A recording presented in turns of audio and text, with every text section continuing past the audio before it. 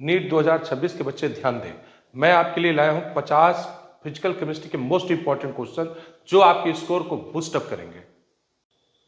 चलिए देखते हैं पहला question. An organic compound contain 49.3% carbon, 6.84% hydrogen and it's vapour density 73। Molecular formula of the compound is. देखो बच्चों, ऐसे जब क्वेश्चन आ जाए तो बिल्कुल घबराना नहीं है, जो एलिमेंट्स है उनको लिख लेना चाहिए, जैसे कार्बन है, हाइड्रोजन है। ऑप्शन देख के लग रहा है यहाँ ऑक्सीजन भी होगा क्योंकि परसेंटेज उसी तरह से दिया हुआ है। यहाँ कार्बन का जो परसेंटेज है दिया हुआ है 49.3%, हाइड्रोजन का दिया है 6.84%। अगर दोनों का ऐड करके हम 100 से माइनस कर दें तो आ जाएगा परसेंटेज ऑफ ऑक्सीजन, जो लगभग आ जाएगा 43.86% के आसपास। बच्चों जब ऐसा आ जाए तो यहाँ परसेंटेज अपॉन एटॉमिक वेट करके, है ना, आप जो है number, relative number of atoms निकाल लेंगे। आ जाएगा 49.3/12, 6.84/1 और ये 43.86/16। आप जब इसको सॉल्व करेंगे तो ये 4.10 के आसपास और ये 6.84 और ये आ गया 2.74 के आसपास आ जाएगा। और इसके बाद आप तुरंत निकालेंगे सिंपल रेशियो। सिंपल रेशियो क्या होता है? जो इसमें सबसे छोटी संख्या होगी, छोटे नंबर होंगे, उनसे सभी में डिवाइड कर देंगे।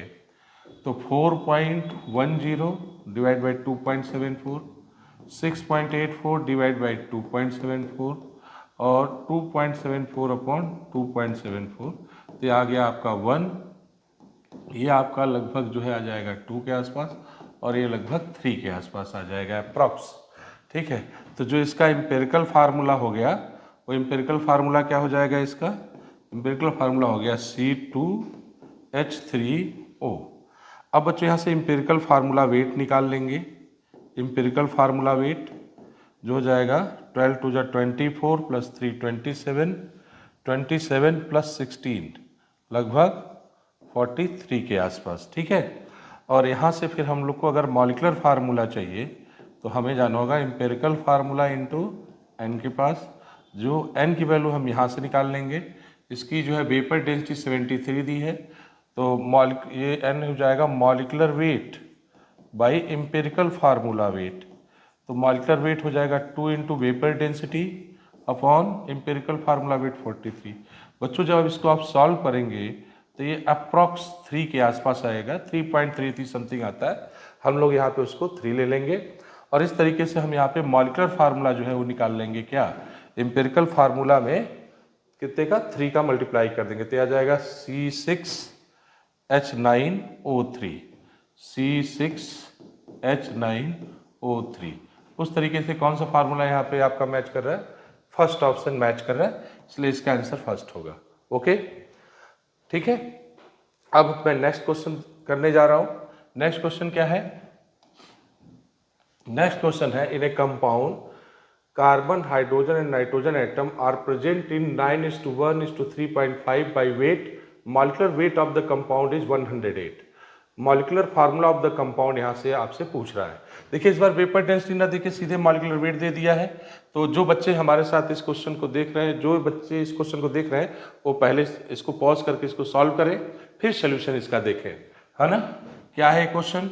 आप फिर से कौन कौन से एलिमेंट लिए गए हैं? कार्बन है यहाँ पे, हाइड्रोजन है और नाइट्रोजन है। इनके रिलेटिव रेशियो दिया गया है क्या? 9:1:3.5 इनका रेशियो दिया गया। यहाँ इसका रिलेटिव नंबर यहाँ भी निकाल लेंगे। रिलेटिव नंबर के लिए हम लोग क्या करेंगे? जो एलिमेंट है उनके एटॉमिक मास से फिर यहाँ डिवाइड कर लेंगे, है ना। 3.5/14। जब इसको हम डिवाइड करेंगे तो एक रिलेटिव नंबर यहाँ क्या आ रहा है? यहाँ 3/4, ये 1 और ये जो है लगभग 1/4 के आसपास आ जाएगा। जो सबसे छोटा नंबर इनमें होगा उनसे सब में डिवाइड करके फिर हम क्या निकाल लेंगे? Simple ratio. सिंपल रेशियो हम जब निकालेंगे, सिंपल रेशियो क्या हो जाएगा? सब में 1/4 से डिवाइड करेंगे, 3/4/1/4 करेंगे तो ये आपका आ जाएगा 3। ठीक है, 3/4/1/4, फिर अगेन 1/1/4 तो ये बेटा 4 आ जाएगा और अगेन 1/4/1/4 कर देंगे। ठीक है, 1/4/1/4 तो ये 1 आ जाएगा। इस तरीके से इसका भी एम्पिरिकल फार्मूला क्या हो जाएगा? C3H4N। अगेन हम क्या करें, N की वैल्यू निकाल लें, जैसा पहले वाले प्रॉब्लम मैंने बताया था, molecular weight by empirical formula wait. Empirical formula wait, तो मॉलिक्यूलर वेट यहाँ दिया हुआ है 108। अब हम एम्पिरिकल फार्मूला वेट यहाँ से निकाल लेंगे, 12 3 36 प्लस 4 38, 38 प्लस 14 है ना, ये आ जाएगा आपका 54 और ये कट के आ गया 2। एन की वैल्यू आ गई, अगर एन की वैल्यू आ गई तो अगेन हम जो है क्या निकाल लेंगे, मॉलिक्यूलर फार्मूला, हम C3H4N, इसमें भी हम कितने का मल्टीप्लाई कर लेंगे, 2 का। फार्मूला हमारा हो जाएगा C6H8N2। तो देखो बच्चों, इस तरीके से हमारा, अगर ये रेशियो दे करके नंबर डिफरेंट एलिमेंट्स के या एटम के रेशियो दे करके पूछे तो ऐसे निकाल लेंगे। परसेंटेज वाला मैंने इससे पहले ही डिस्कस कर दिया आपको, ठीक है। बहुत आसान होते हैं क्वेश्चन, लेकिन मेरा मानना है कि कई सालों से मैं देख रहा हूँ empirical formula based question NEET में, इधर 2-3 सालों में मुझे नहीं दिखाई दिया, इसलिए मैं इसकी हर वैरायटी को यहाँ डिस्कस कर रहा हूँ, ठीक है। नेक्स्ट देखिए, एक क्वेश्चन फिर उसी से मिलता जुलता एकदम है। 2 एलिमेंट X, एटॉमिक वेट उसका 75 है और दूसरे एलिमेंट का जो है एटॉमिक वेट दिया हुआ है 16, combined to give a compound having 75.8% X, the formula of the compound. यहाँ आपको X का दे दिया है परसेंटेज, तो बताइए हम क्या Y का परसेंटेज नहीं निकाल लेंगे? अगर ये 75.8% है, ठीक है, बाई वेट है या जो भी है यहाँ दिया है, तो हमें Y का परसेंटेज अपने आप पता चल जाएगा। भाई X का परसेंटेज दिया हुआ है 75.8, तो Y का परसेंटेज कितना हो जाएगा, इसको 100 में से माइनस कर देंगे, 100 माइनस 75.8, तो लगभग ये आ जाएगा 24.2% के आसपास। अगेन बच्चों हम लोग क्या करेंगे, जो अभी कंडीशन अप्लाई कर रहे थे कि इनके परसेंटेज में रिलेटिव नंबर निकालने के लिए इनके एटॉमिक वेट से डिवाइड कर देंगे। तो X का एटॉमिक वेट 75 दिया है, जो लगभग यहाँ कट के 1 मान लेंगे आ जाएगा, ठीक है। और ये 24.2 है, अगर इसके एटॉमिक वेट से इसको डिवाइड कर दे Y 16, तो ये क्या आ जाना चाहिए, लगभग 8 3 जा 24, लगभग 3/2 के आसपास आ जाएगा, ठीक है। यहाँ जो है इनका आ गया, तो इसमें जो सबसे छोटा नंबर होगा उससे हम क्या करेंगे, सिंपल रेशियो यहाँ निकालेंगे। तो सिंपल रेशियो के लिए मेन हम इसलिए बार बार यहाँ सिंबल से ही डायरेक्ट कर रहे हैं, क्योंकि अभी इस पे बेस्ड क्वेश्चन हम पीछे भी 2 डिस्कस कर चुके हैं। तो यहाँ पे हो जाएगा 1/1, यहाँ 1 आ गया, और यहाँ 3/2 का पावर 1, तो ये भी क्या 3/2, यानी ये फ्रैक्शन में आ रहा है। तो कुछ नहीं करना है, एक्स वाई को ऐसे बच्चों लिखना है, बहुत सिंपल है। यहाँ 1 लिखो, यहाँ 3/2 को हम क्या लिख सकते हैं, 3/2 ही डायरेक्ट लिखो, 3/2 लिखो। एक ऐसे नंबर से मल्टीप्लाई करो कि नीचे का नंबर क्या हो जाए, इसका हट जाए, तो इस पर 2 से कर दो बच्चों, तो x2 और ये y क्या बच जाएगा 3, तो फार्मूला क्या बनेगा x2 y3। कौन सा ऑप्शन करेक्ट हो रहा है, ऑप्शन डी इज करेक्ट, ठीक है ना। इस तरीके से जो आप इंपेरिकल फार्मूला बेस्ड क्वेश्चन देख रहे हैं, उन तीनों के आंसर बहुत आसानी से आप निकाल सकते हैं। इनको जरूर प्रैक्टिस कर लीजिएगा, इस पे बेस्ड एक क्वेश्चन आना चाहिए, ठीक है। नेक्स्ट क्वेश्चन क्या है भाई, नेक्स्ट क्वेश्चन है कि a 1 gram mixture of sodium bicarbonate and sodium carbonate is heated to 150 degree centigrade, the volume of CO2 produced at STP is 112.0 ml, calculate the percentage of sodium carbonate in the mixture. देखिए बहुत ही smart question है ये, और इसको सीखना भी चाहिए आपको, और इम्पॉर्टेंट मैं कहूंगा इसको। इम्पॉर्टेंट किस एंगल से है अभी मैं आपको बताऊंगा, तो आप कहोगे सर देखिए यहाँ 2 क्वेश्चन तैयार होगा। पहली बात तो आप समझे कि यहाँ 1 ग्राम मिक्सचर है किसका किसका, सोडियम बाइकार्बोनेट और सोडियम कार्बोनेट, ये दोनों मिला करके कितना है 1 ग्राम है। तो अगर मैं इसका x ग्राम लूं तो इसका कितना बच जाएगा 1 माइनस x ग्राम। अब अगर यहां पूछ रहा है calculate the percentage of sodium carbonate in the mixture, तो अगर हमें सोडियम कार्बोनेट का परसेंटेज निकालना है, परसेंटेज ऑफ सोडियम कार्बोनेट, तो हम क्या कर सकते हैं यहाँ पे, इसका जो मिक्सचर में इसका weight 1 minus x upon total weight into 100, यानी हमें यहाँ क्या निकालना रह गया है, मिक्सचर में हम पता करें कि सोडियम कार्बोनेट क्या है। वो कैसे पता चलेगा, एक्स अगर हमें पता चल जाए। देखो बच्चों बहुत ही सिंपल क्वेश्चन है ये।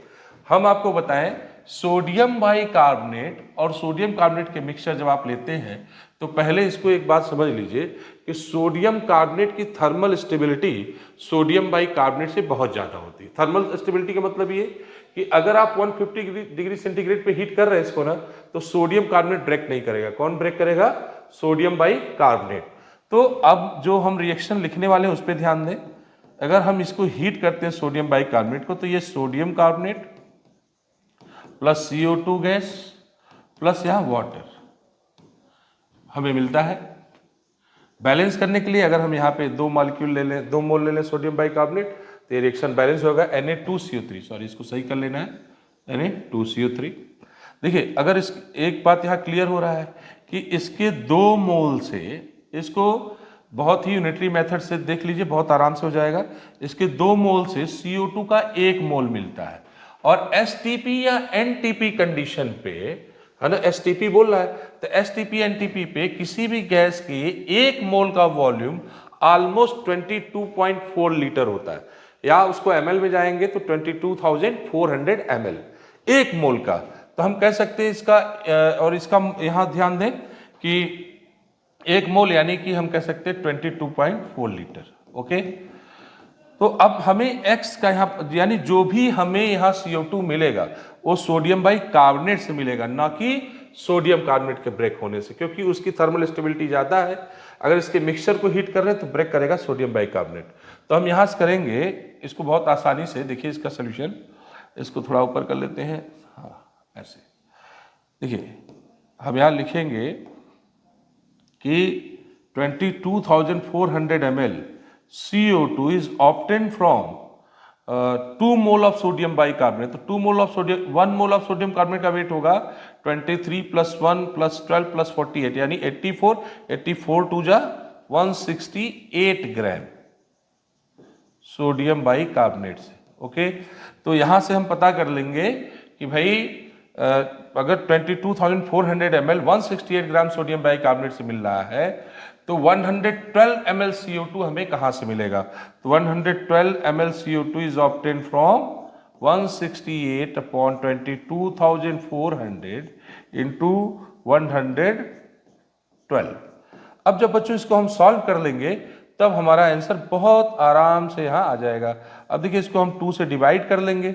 जैसे आपने इसको 2 से डिवाइड किया, यहाँ 200 हो गया। फिर जो है ये 1.68 इसको डिवाइड कर दे 2 से, तो ये आ जाएगा 0.84 ग्राम।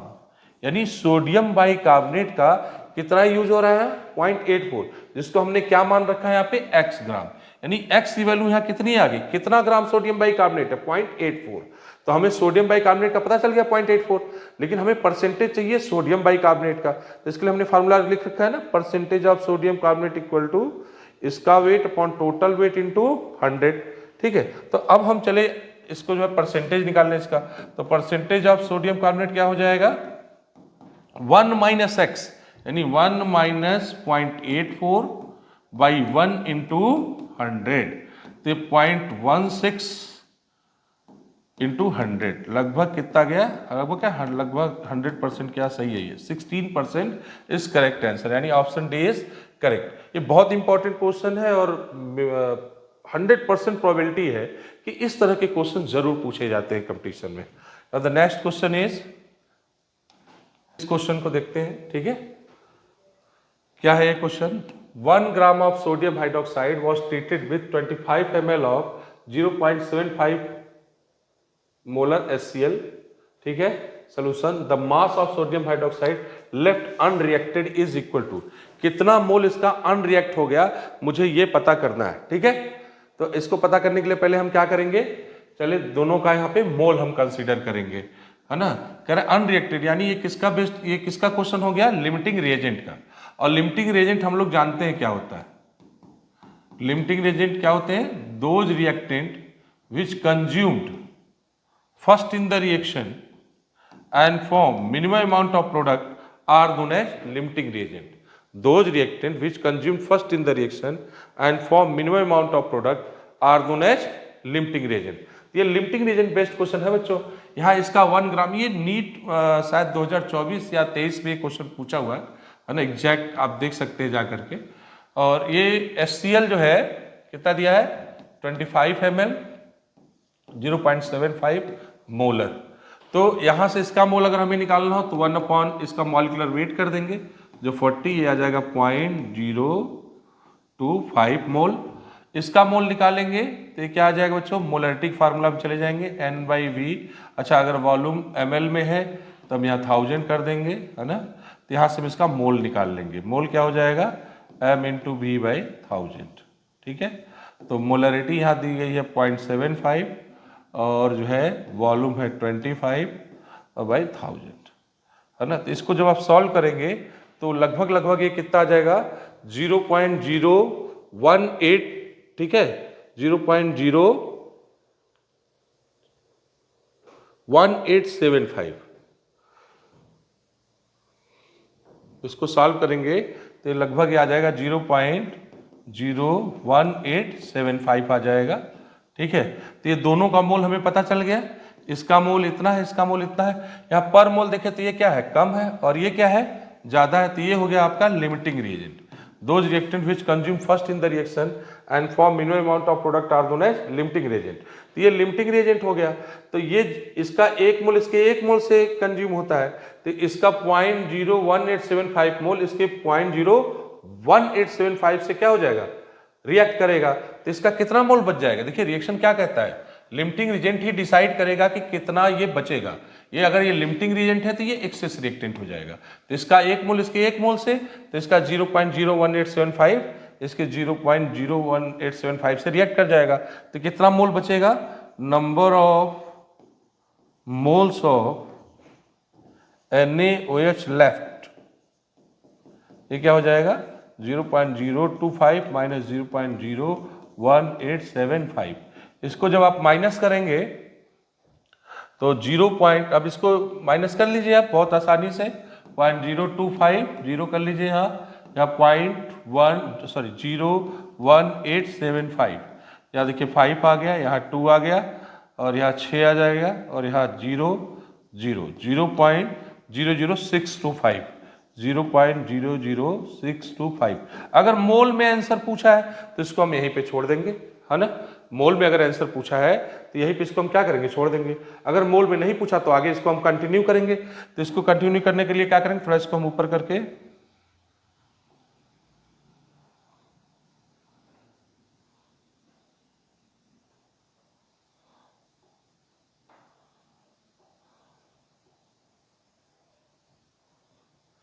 हम यहां निकालेंगे अमाउंट ऑफ NaOH।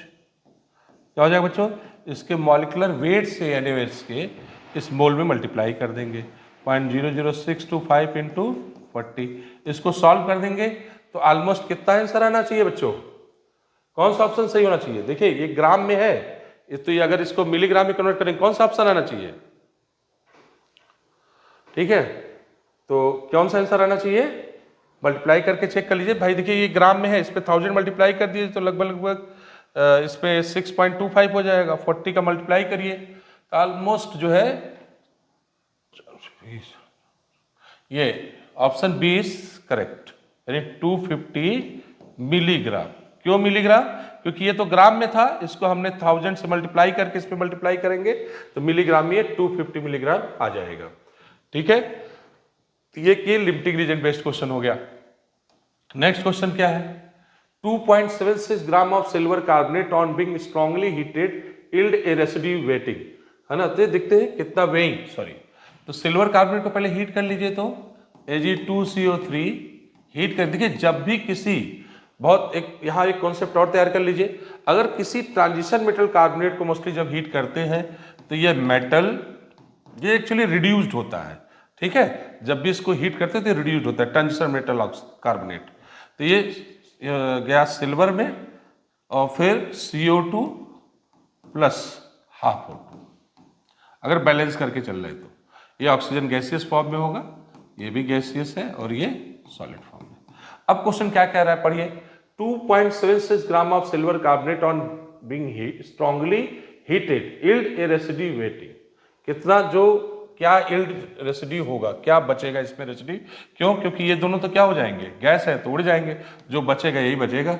देखते हैं, इसके 1 मोल से इसका 2 मोल, और इसके 1 मोल का वेट कितना होगा, सिल्वर का एटॉमिक मास 108, तो 216 प्लस 12 प्लस 48 276 ग्राम, और 276 इसका कितना 200 108 टू जा 216, ये आगे ठीक, तो ये हो गया 276 ग्राम से 216 ग्राम सिल्वर यहाँ ऑब्टेन हो रहा है, प्राप्त हो रहा है।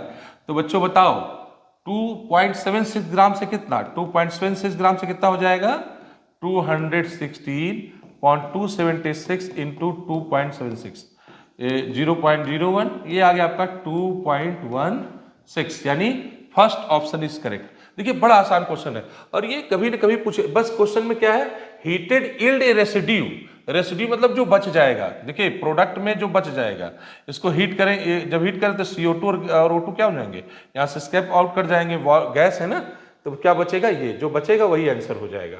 देखिए हमने पहले एक बात इस क्वेश्चन में डिस्कस किया कि अगर ट्रांजिशन मेटल कार्बोनेट को अगर आप हीट करते हो तो मेटल में रिड्यूस हो जाते हैं और CO2 और O2 प्राप्त होता है, लेकिन अगर यही हम ग्रुप 2 के कार्बोनेट्स को हीट करते जैसे कैल्शियम कार्बोनेट को, तो यहाँ क्या मिलता, कैल्शियम ऑक्साइड और CO2। देखो ये रिडॉक्स था, ये रिएक्शन रिडॉक्स को शो कर रहा है, लेकिन यहाँ रिडॉक्स नहीं है, ठीक है ना, क्यों रिडॉक्स नहीं है, क्लियर है ना, क्योंकि देखिए यहाँ कैल्शियम +2 में है, कार्बन +4 में, ऑक्सीजन -2 में, और यहाँ कोई भी चेंज नहीं हो रहा है, ठीक है, जो जिस स्टेट में था उसका वो ऑक्सीडेशन नंबर वही है। तो यहाँ ये ब्रेक हो रहा है कैल्शियम ऑक्साइड और CO2 में, और ग्रुप 2 का कार्बोनेट्स, और ये अगर ट्रांजिशन मेटल कार्बोनेट है तो वो क्या हो जाएगा, रिडॉक्स शो करेगा।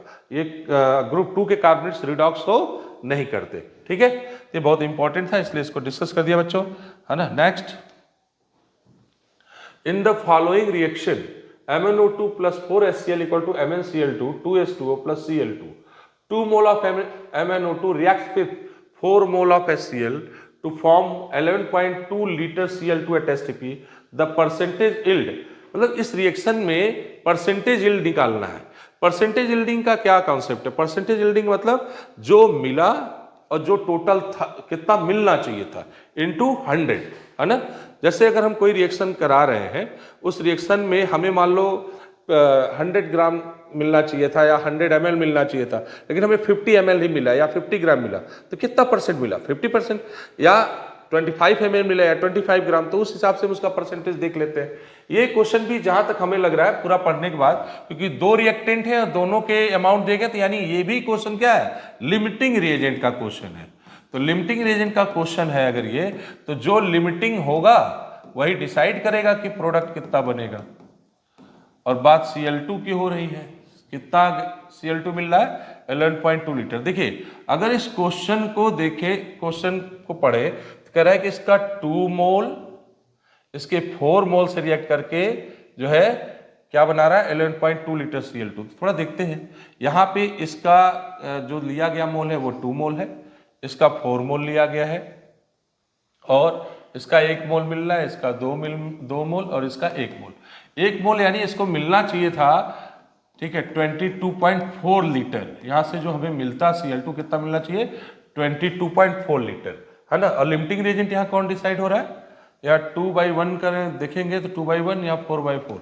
एक बड़ा आसान तरीका होता है बच्चों, गिवन मोल में जो स्टाइकोमेट्रिक कोफिशिएंट होता है उससे डिवाइड कर दें, जो संख्या कम आती है उसे हम क्या मान लेते हैं, लिमिटिंग रिएजेंट। ये शॉर्टकट तरीका है, कोई रूल नहीं है, एक शॉर्टकट तरीका है लिमिटिंग रिएजेंट चेक करने का। लिमिटिंग रिएजेंट का तो वही कॉन्सेप्ट है कि those reactant which consume first in the reaction and for minimum amount of product.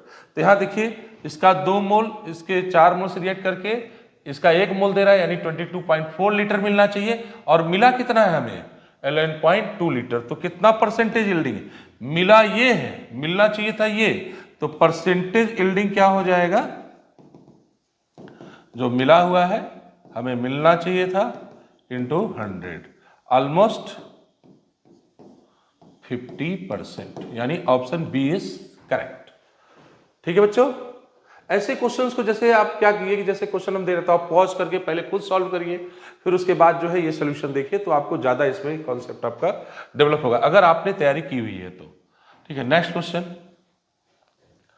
देखिए क्या है, N2 + 3H2 gaseous equal to 2NH3, यहाँ दोनों का वेट दिया गया है। Consider the above reaction, the limiting reagent of the reaction and number moles of NH3 form. आपको यहाँ ये भी डिसाइड करना है कि लिमिटिंग रिएजेंट कौन है और अमोनिया कितना बन रहा है। ठीक है, अमोनिया का मोल में ही बताना है कि अमोनिया कितना मोल बन रहा है। तो देखते हैं बच्चों, इस रिएक्शन को एक बार थोड़ा साफ साफ यहाँ लिखते हैं। N2 + 3H2 equal to 2NH3। बहुत ही कंसेप्चुअल, बहुत आसान क्वेश्चन है। इसका 20 ग्राम दिया गया है, इसका 5 ग्राम दिया गया है। इनका क्या करना है, पहले मोल निकाल लेना है ना। तो इसका जो मॉलिक्यूलर मास होगा क्या हो जाएगा 28, इससे डिवाइड कर लिए। और इसका जो है गिवन वेट है 5, तो इसका मोल आ जाएगा 2, तो ये आ गया 2.5 मोल आ गया। और ये लगभग कितना आ जाएगा NN2 है ना, ये NH2 था, यानी number of moles of hydrogen. ये लगभग आ जा रहा है 0.2 ठीक है, लगभग 0.71 मोल है ना। अब हम देखेंगे कि इसमें कौन लिमिटिंग रिएजेंट है। तो अभी हम डिस्कस कर रहे थे कि those reactant which form minimum first those reactant which consume first in the reaction and form minimum amount of product. तो इसके लिए हमने शॉर्टकट तरीका क्या बताया है कि जो ये गिवन मोल है वो स्टाइकियोमेट्रिक कोएफिशिएंट से उसको डिवाइड कर देंगे, जो कम आएगा वो क्या हो जाएगा लिमिटिंग रिएजेंट। तो 1 से डिवाइड कर दिए, जब इसको 3 से डिवाइड कर रहे हैं आप तो इसका कितना आ जाएगा, लगभग 0.71 ही आएगा। इसको 3 से डिवाइड कर रहे हैं तो कितना आ रहा है 0.24, ठीक है, फिर 3 लगभग 0.83 मोल के आसपास आ रहा है। तो यहाँ पे लिमिटिंग रिएजेंट कौन हो जाएगा, अभी भी वो ज्यादा है, यानी यहाँ लिमिटिंग रिएजेंट N2 ही होगा। ठीक है, तो N2 ही डिसाइड करेगा अमोनिया कितना बनेगा। भाई 1 मोल N2 से 2 मोल अमोनिया मिलता है। ठीक, तो 0.71 मोल नाइट्रोजन से ये कितना मिलेगा 2 बाय 1 इंटू 0.71, 2 1 जा 2, 2 7 जा 14, तो ये आ गया 1.42 मोल। यहाँ लिमिटिंग रिएजेंट हो गया N2 और अमोनिया मिल रहा है 1.42। कौन सा ऑप्शन करेक्ट हुआ, ऑप्शन सी इज करेक्ट। ठीक है बच्चों, तो अब देखते हैं नेक्स्ट क्वेश्चन। आइए बच्चों देखते हैं नेक्स्ट क्वेश्चन। ठीक है, क्या है, uncertainty in position of 0.25 kg particle is 10⁻⁵। Uncertainty of velocity is, मतलब इस पे अनसर्टेनिटी ऑफ वेलोसिटी पूछ रहा है। तो हाइजेनबर्ग अनसर्टेनिटी प्रिंसिपल का कॉन्सेप्ट यहाँ पे लगेगा, change in position into change in momentum equal to greater than h/4π। अब अगर अनसर्टेनिटी इन वेलोसिटी पूछ रहा है तो यानी ये मिनिमम अनसर्टेनिटी, अगर नहीं दे रहा है तो आप मिनिमम अनसर्टेनिटी मान के ही क्वेश्चन लगाएंगे। Delta x into delta p equal to h/4π, ये मिनिमम अनसर्टेनिटी हो जाएगा। ठीक, तो यहाँ पे चेंज इन पोजीशन दिया हुआ है, अनसर्टेनिटी ऑफ वेलोसिटी आपसे पूछ रहा है। डेल्टा x कितना है बच्चों 10⁻⁵, और चेंज इन मोमेंटम क्या होता है mass into change in velocity, delta p equal to m delta v। तो यहाँ पे मास जो है दिया गया आपका 0.25 kg और चेंज इन वेलोसिटी यानी अनसर्टेनिटी इन वेलोसिटी आपसे पूछ रहा है h/4π। h की वैल्यू 6.63 इंटू 10⁻34, 4 इंटू 3.14, सारी वैल्यूज यहाँ पुट करिए और minimum uncertainty in velocity calculate कर लीजिए। 6.63 into 10⁻34 upon 4 into 3.14 into 0.25 into 10⁻⁵। देखिए अगर 0.25 पे यहाँ मल्टीप्लाई कर देंगे तो 25 4 जा 100 मतलब 1 आ जाएगा यहाँ पे, और ये सारी वैल्यूज कैलकुलेट 3.14 लगभग 2 टाइम्स एक इससे कैंसिल करेंगे तो कौन सा ऑप्शन है जो 2 टाइम्स लेके मैच कर रहा है, और ये 10⁻⁵ पर जाए -29। अगर पूरा देखें तो कैलकुलेट होगा कौन सा option, option b is correct. Next question क्या है,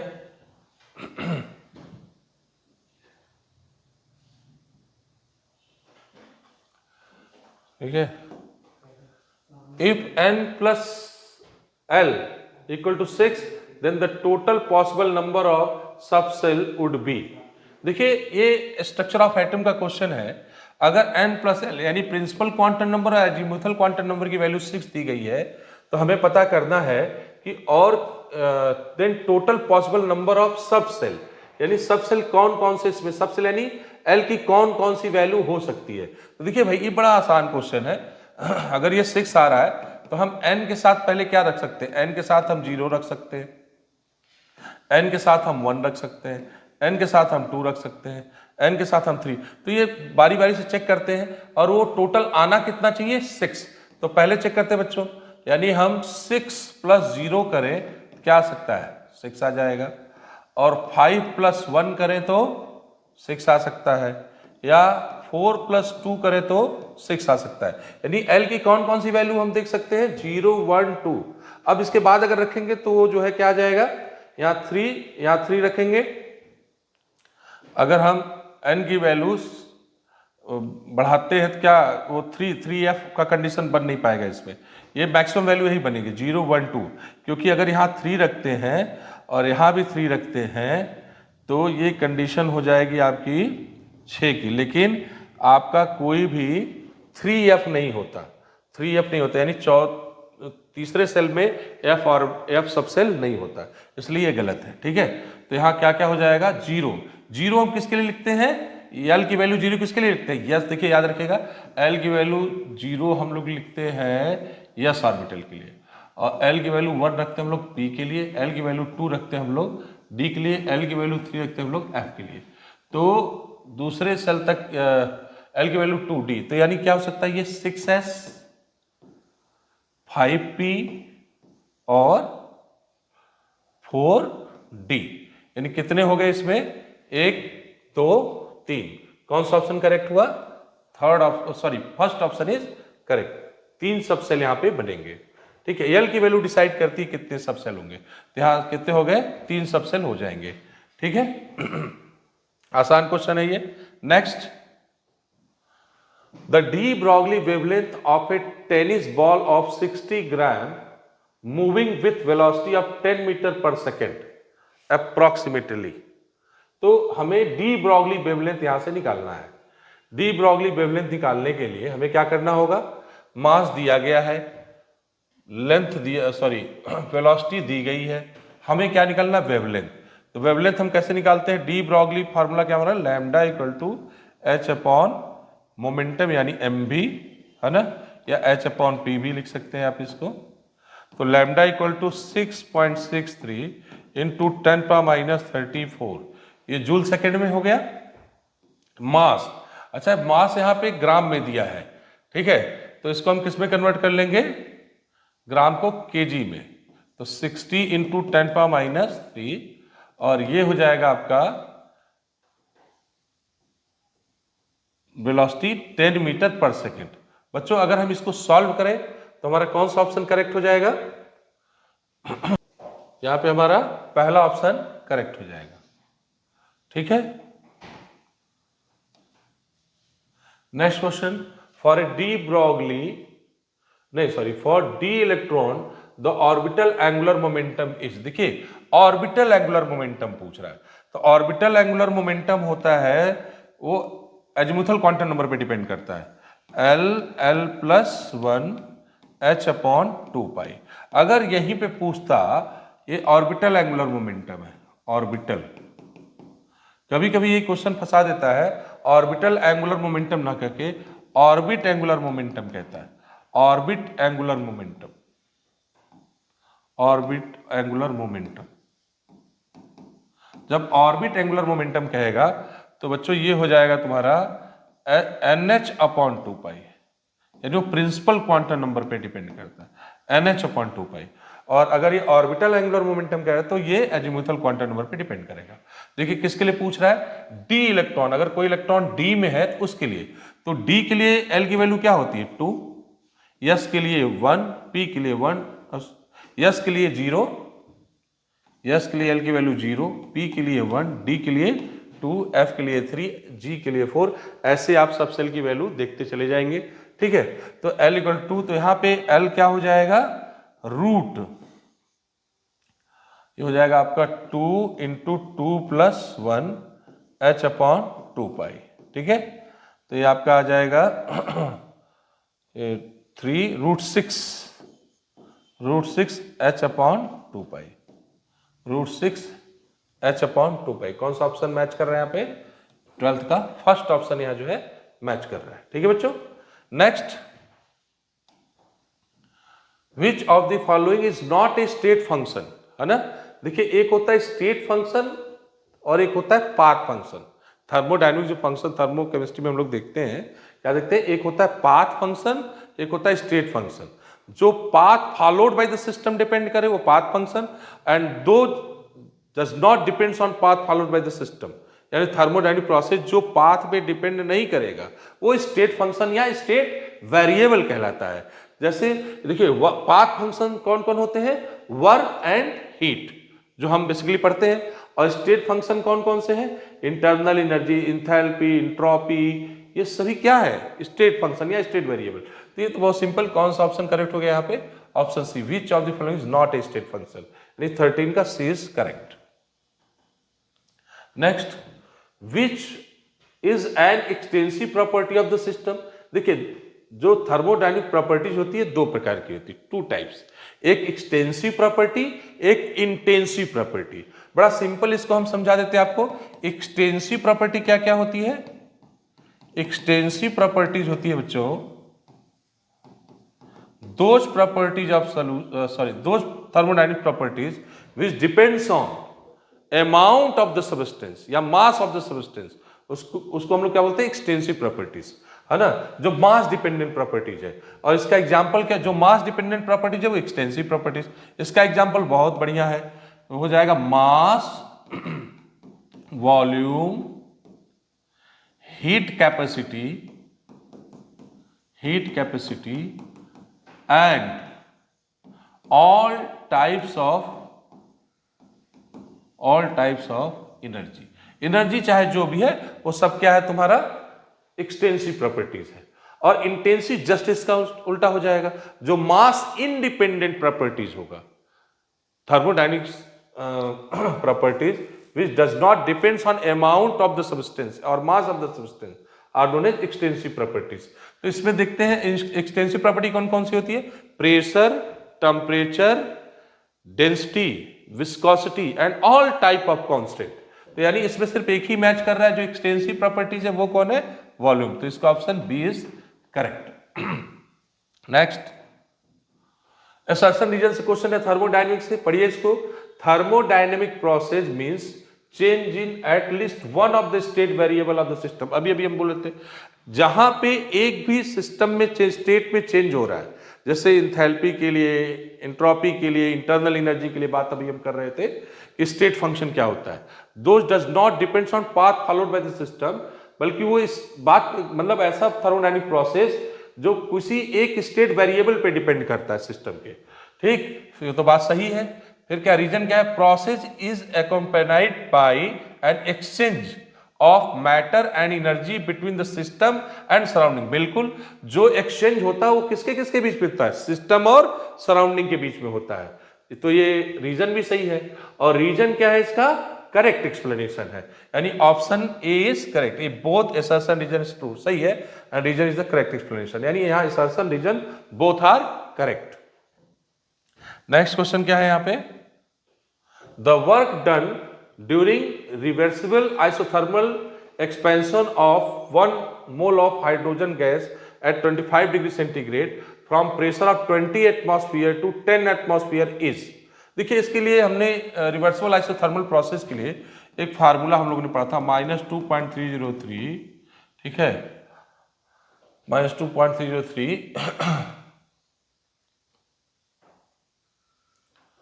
nRT log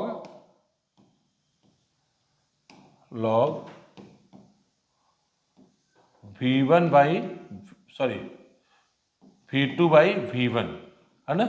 और यहाँ फार्मूला प्रेशर के टर्म में चाहिए तो वर्क डन क्या हो जाएगा, -2.303 nRT log P1/P2।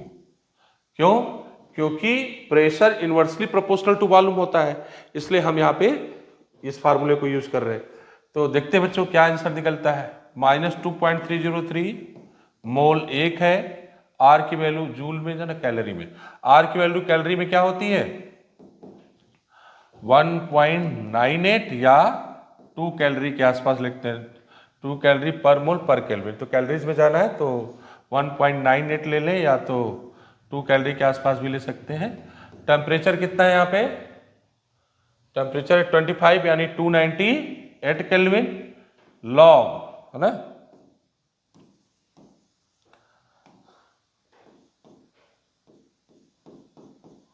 Log P1/P2।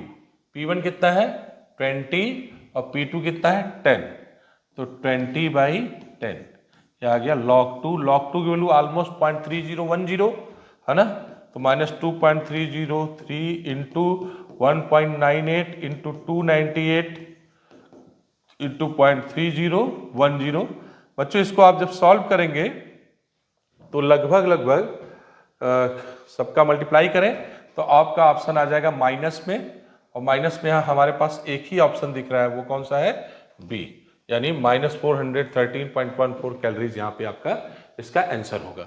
ठीक है, अब ऐसे क्वेश्चन की तैयारी आप कर ले रहे हैं, प्रैक्टिस कर ले रहे हैं, तो समझ लीजिए कि आपका बहुत आसानी से बहुत सारे क्वेश्चन निकल जाएंगे आपके एग्जाम के। ठीक है, देखिए यहाँ क्या कह रहा है, consider the reaction at 300 kelvin. इस रिएक्शन को 300 केल्विन पे कंसीडर करिए और बताइए कि what is the change in internal energy for the combustion of 1.5 mole of benzene at 27 degree centigrade. तो पहले एक काम करते हैं, यहाँ पे गैसियस चेंज निकाल लेते हैं। डेल्टा एच दिया है, डेल्टा यू दिया है, तो हम लोग एक फार्मूला पढ़ते ही है, delta h equal to delta u plus delta n g r t. तो यहाँ पे हम लोग डेल्टा एन जी क्या हो जाएगा, ये 6 मोल है और ये 15/2 यानी 7.5 मोल आ जाएगा। तो डेल्टा एन जी जो हमारा आ जाएगा यहाँ पे क्या हो जाएगा, ये 6 - 7.5 यानी -1.5 मोल आ गया। तो डेल्टा एच की वैल्यू यहाँ दी गई है, कितनी दी गई है, -3271 किलो जूल, है ना, दिया गया है। इसको हम लोग देखेंगे, फिर डेल्टा यू हमें निकालना है और plus delta n g r t वो कितना आ गया -1.5। आर की वैल्यू किलो जूल में है, यहाँ पे ले लेंगे हम लोग 8.314, है ना, तो इसको 10⁻³ किलो जूल के लिए, जूल में होता तो सिर्फ इतने ही लेके छोड़ देते। और टेम्परेचर यहाँ कितना है 27 डिग्री सेंटीग्रेड यानी 300। बच्चों इसको सॉल्व करेंगे तो डेल्टा यू आपका कितना आ जाएगा अप्रॉक्स, इसको देखिए, इसको मल्टीप्लाई करके ये माइनस इधर ला करके इसमें क्या करेंगे, जब साथ में रखेंगे तो एक आंसर देख के एक बात समझ में आ रहा है कि ये माइनस इधर आएगा तो प्लस हो जाएगा, यानी वो वैल्यू इससे क्या होगी, कम होगी।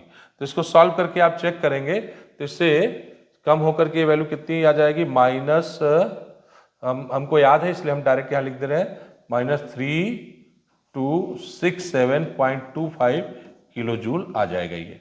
अच्छा, ये डेल्टा यू आ गया, लेकिन ध्यान दीजिए क्वेश्चन का आंसर इतने में ही नहीं है, क्वेश्चन का ट्रिक अब आएगा।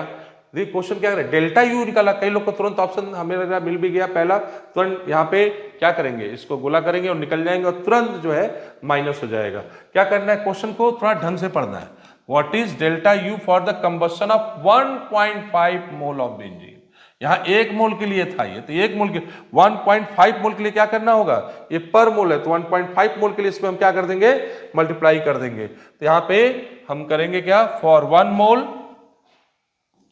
For 1.5 mole, sorry for 1.5 mole, for 1.5 mole of benzene, for 1.5 mole of benzene अगर हम इसको देखेंगे तो हमें क्या करना होगा, इसमें मल्टीप्लाई करना होगा, -3267.25 इंटू 1.5। इसको सॉल्व करेंगे तब हमारा आंसर कितना आ जाना चाहिए? कौन सा ऑप्शन करेक्ट होना चाहिए बच्चों? तो दिमाग लगा करके देखिए कौन सा ऑप्शन करेक्ट होना चाहिए। ठीक है, ऑलमोस्ट मेरे हिसाब से हो जाना चाहिए बी, सेकेंड ऑप्शन। हाँ, ये वाला जो है करेक्ट हो जाए, -4900.88 इज करेक्ट आंसर। आइए नेक्स्ट क्वेश्चन देखते हैं बच्चों। 3 thermochemical equation are given below, है ना। ग्रेफाइट को बर्न करके CO2 बना रहे हैं, और इस CO2 को बनने में 2 और जो प्रोसेस लग रहे हैं स्टेप वाइज, जो क्या है, ग्रेफाइट को पहले बर्न करके कार्बन मोनोऑक्साइड, इधर कार्बन मोनोऑक्साइड को बर्न करके CO2। बहुत सिंपल क्वेश्चन है भैया।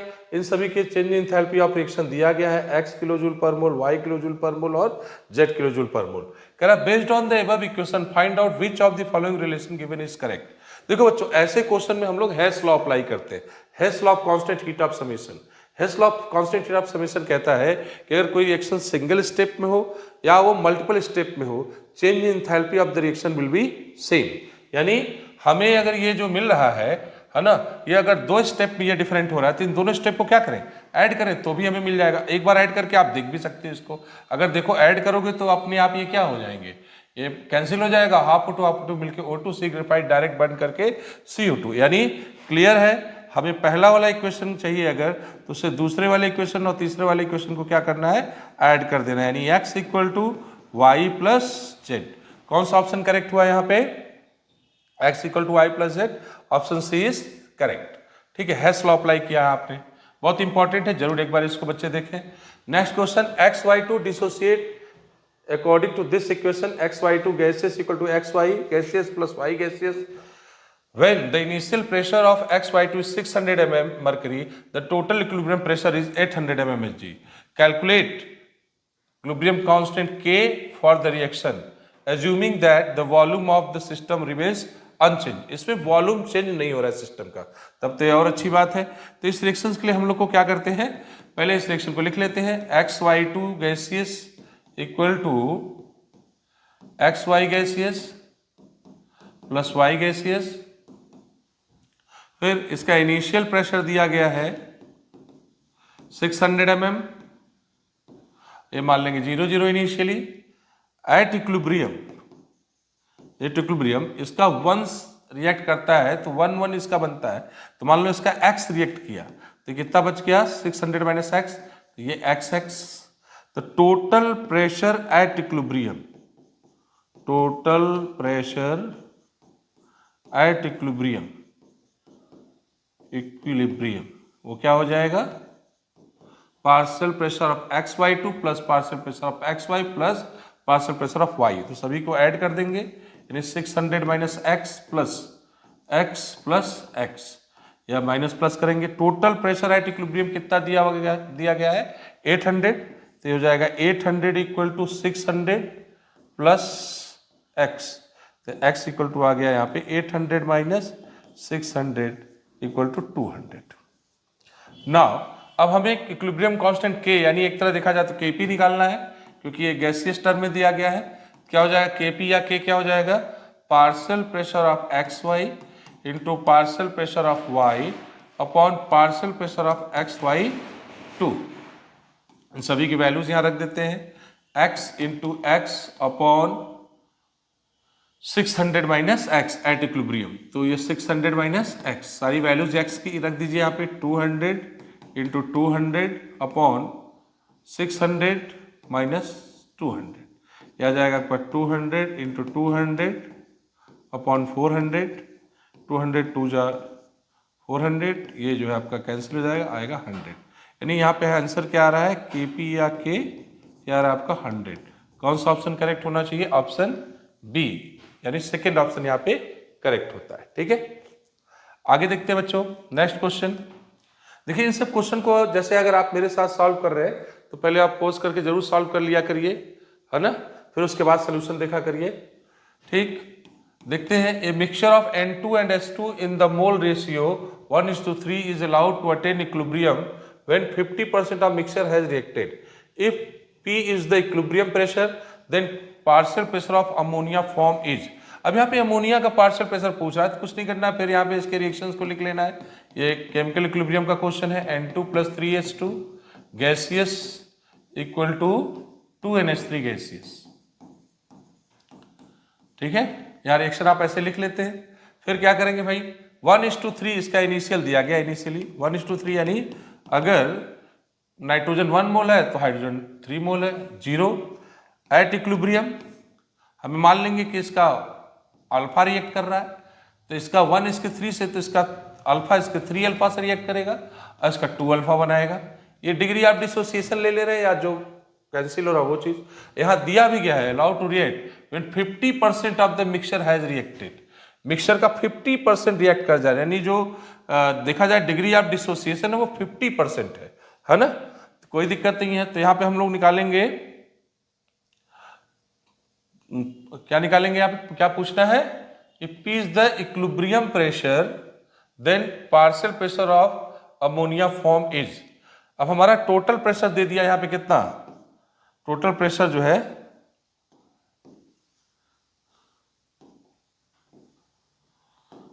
टोटल प्रेशर हो गया हमारा P,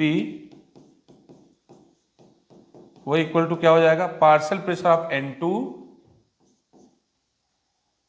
या मोल के रेशियो में ना, टोटल मोल पहले निकालते हैं, टोटल मोल निकालते हैं, टोटल मोल एट इक्विलिब्रियम, या इक्विलिब्रियम मिक्सचर में कितने टोटल मोल हम निकालेंगे। तो 1 - अल्फा + 3 - 3 अल्फा + 2 अल्फा, है ना। अब इसको हम अगर ऐड करके देखें, सब कैंसिल करा हो के, तो क्या निकल रहा है बच्चों यहाँ पे हमारा 1 - अल्फा 3 अल्फा, ये हो जाएगा आपका 3 + 1 4, और ये 4 अल्फा में से 2 अल्फा जाएगा, ये 2 अल्फा, 4 - 2 अल्फा यहाँ बच गया, ये टोटल मोल। अच्छा, यहाँ कह रहा है 50% of mixture has reacted, 50% mixture जो है रिएक्ट कर जा रहा है, यानी जो अगर टोटल मोल यहाँ देखा जाए तो कितने हैं, 1 मोल नाइट्रोजन का है और 3 मोल हाइड्रोजन का, तो टोटल 4 मोल हो गए। तो जब 4 मोल टोटल रिएक्ट कर जा रहे हैं, तो यानी कि टोटल मोल हैज कितना, 1 - अल्फा रिएक्ट जो हो रहे हैं वो 3 - 3 अल्फा इक्वल टू 4 का 50% रिएक्ट कर गया, 4 का 50%, यानी 1 - अल्फा + 3 - 3 अल्फा इक्वल टू 2, है ना। तो यहाँ से हम लोग क्या देख लेंगे, 4 - 4 अल्फा इक्वल टू 2, तो 4 alpha equal to 2, alpha equal to 2/4, यानी 0.5 आ गया हमारा। अब हमें कह रहा है कि then partial pressure of ammonia बताइए, तो पार्शियल प्रेशर ऑफ अमोनिया क्या हो जाएगा, total pressure into mole fraction of ammonia, mole fraction of ammonia. तो total pressure into mole fraction कितना हो जाएगा अमोनिया का, 2 अल्फा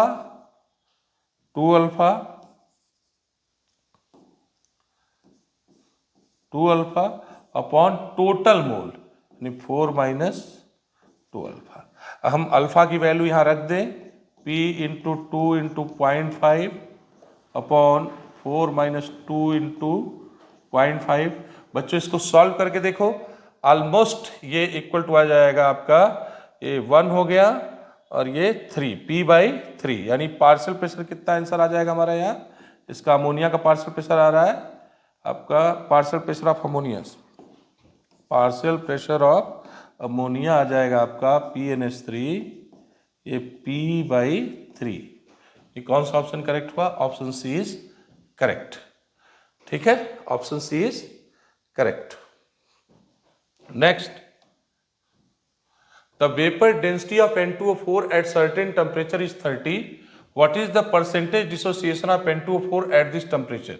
देखिए, डेंसिटी किसी टेम्परेचर पे जो है वो 30 दी गई है, ठीक है, और इसका आपसे पूछना what is the percentage dissociation, यानी आपसे परसेंटेज अल्फा आपसे पूछ रहा है। तो बच्चों इसके लिए क्या क्वेश्चन हम लोगों ने पढ़ा है, alpha equal to capital D - small d/स्मॉल d, है ना, n-1। ये हमारा एक नेचुरल फार्मूला है, ठीक है। तो किसको ब्रेक कर रहे हैं हम लोग, the vapour N2O4 at certain temperature is. अगर N2O4 को अगर हम ब्रेक करेंगे तो किस पे जाएगा, 2NO2, ठीक है, ये ब्रेक कर जाएगा 2NO2। तो यहां से N का वैल्यू कितना आ रहा है, ये 2 मोल ये बना रहा है, ठीक है। तो कैपिटल D, ठीक है, चलिए देखते हैं हम यहाँ पे, the vapour density of N2O4 at certain temperature 30, what is the percentage N2O4 at this temperature, ठीक है। तो यहाँ पे N की वैल्यू हो जाएगी कितनी, जो जितने ब्रेक हुए हैं बने हैं, तो अल्फा इक्वल टू हो जाएगा कैपिटल डी। अच्छा हाँ, इनिशियल वेपर डेंसिटी क्या हो जाएगा, मॉलिक्यूलर वेट बाई 2। तो इसका मॉलिक्यूलर वेट N2O4 कितना होगा, 14 2 जा 28 प्लस 16 4 जा 64, 64 प्लस 28, ये आ जाएगा 92 बाई 2 यानी 46। अल्फा क्या हो जाएगा, डिग्री ऑफ डिसोसिएशन हमारा, ये हो जाएगा 46 माइनस 30, किसी टेम्परेचर पे दे रखा है, और ये अल्फा इसका रिलेशन है, डायरेक्ट यूज कर सकते हैं हम लोग। ये 30 इंटू 2 माइनस 1 यानी 46 माइनस 30 बाई 30, ये आ गया 16 बाई 30, 0.533। अब परसेंटेज अल्फा चाहिए हमें, तो इसका 1 मोल लेके चले हैं, इसका 1 इसका 2 बन रहा है यहाँ रिएक्शन में, तो अब परसेंटेज अल्फा क्या हो जाएगा, 0.533 बाई 1 इंटू 100, ये आ जाएगा लगभग 53.33%, यानी ऑप्शन सी इज करेक्ट। ठीक है बच्चों, next question, consider the reaction equilibrium 2SO2 gaseous plus O2 gaseous equal to 2SO3 gaseous. Delta H change in enthalpy दिया है -198 किलो जूल, ठीक है। On the basis of Le Chatelier principle the condition favourable for the reaction is. अच्छा देखिए, delta h की value यहां दे रखा है माइनस में, यानी change in enthalpy, standard change in enthalpy क्या है, माइनस में, यानी ये कौन सा रिएक्शन होता है, एक्सोथर्मिक। जहां डेल्टा एच की वैल्यू निगेटिव आ रहा है यानी एनर्जी रिलीज हो रही है, यानी एक्सोथर्मिक रिएक्शन है। एक्सोथर्मिक रिएक्शन के लिए अगर हम वन टॉप इक्वेशन लगाए, log K2 by K1 equal to delta h upon 2.303 R T2 minus T1 upon T1 into T2। तो यहाँ देखिए अगर ध्यान से, तो अगर डेल्टा एच निगेटिव है और टेम्परेचर हम बढ़ाते हैं T2 माइनस T1, तो पॉजिटिव मल्टीप्लाई होगा निगेटिव निगेटिव, यानी K2 की वैल्यू क्या हो, घटेगी, ठीक है, यानी डिक्रीज करेगा। और अगर हम टेम्परेचर लो करेंगे तो रिएक्शन क्या होगा, रिएक्शन कांस्टेंट बढ़ेगा। इसका मतलब रिएक्शन क्या है, on the basis of Le Chatelier principle the condition favourable for the forward reaction, ठीक है। फॉरवर्ड रिएक्शन के लिए हमें क्या करना होगा, एक्सोथर्मिक रिएक्शन के लिए टेम्परेचर डाउन करना होगा, लो करना होगा।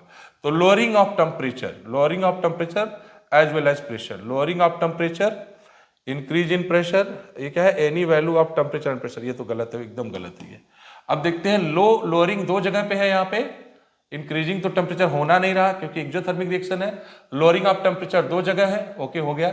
एज वेल एज प्रेशर, तो प्रेशर के लिए हमें देखना होगा क्या करें। प्रेशर के लिए हमने पढ़ाया था कि हाई प्रेशर पे रिएक्शन उधर जाएगा जिधर नंबर ऑफ मोल्स क्या होंगे, कम होंगे। तो यहाँ पे देखिए नंबर ऑफ मोल्स कितने हो रहे हैं रिएक्टेंट में, 2 + 1, गैसियस रिएक्टेंट 3 है, यहाँ गैसियस रिएक्टेंट 2 है, यानी प्रोडक्ट का क्या है, कम है, और रिएक्टेंट का ज्यादा। तो हाई प्रेशर करेंगे तो रिएक्शन किधर जाएगा, जिधर नंबर ऑफ मोल्स क्या होंगे, कम होंगे।